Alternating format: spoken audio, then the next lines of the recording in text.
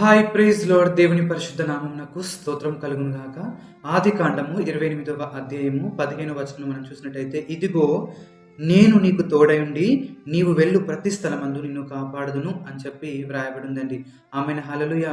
ఈరోజు దేవుడు మనతో చేస్తున్న వాగ్దానం ఏంటంటే, నేను నీకు తోడుగా ఉండి నీవు వెళ్ళు ప్రతి స్థలంలో నిన్ను కాపాడుతాను అని చెప్పి. చూడండి, ఇక్కడ మనం చూసినట్టయితే యాకోబు గారు తన తల్లిదండ్రులను విడిచి తన మామగారింటికి భయంతో వెళ్తున్నారండి. అటువంటి సమయంలో దేవుడు అతన్ని దర్శించి, నేను నీకు తోడై ఉండి నువ్వు వెళ్ళు ప్రతి స్థలంలో నేను నిన్ను కాపాడుతాను అని చెప్పి ఇక్కడ మాట్లాడుతున్నారు. దేవుడు ఏదైతే వాగ్దానం చేశారో అదే విధంగా యాకోబు గారికి దేవుడు తోడై ఉండి తాను వెళ్ళిన ప్రతి స్థలంలో దేవుడు అతన్ని ఆశీర్వదించి వర్ధలింపజేసి అభివృద్ధిపరిచి అతన్ని విస్తరింపచేసినట్టుగా మనం చూస్తున్నాం. ఈరోజు మనలో కూడా చాలామంది భయపడే వారిగా ఉంటున్నారేమో. అంటే మన ఉద్యోగ విషయమే కావచ్చు, మన ప్రయాణాల విషయమే కావచ్చు, మన కుటుంబ విషయంలో కావచ్చు, లేకుంటే అపవాది ఏదైనా ఆపద తీసుకొస్తాడని చెప్పి కృంగిపోయే వారిగా ఉంటున్నారేమో.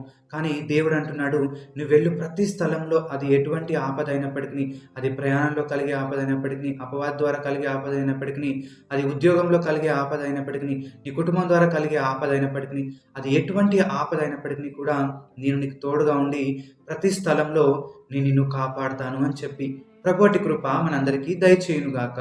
ఆమెన్. హల్లెలూయా.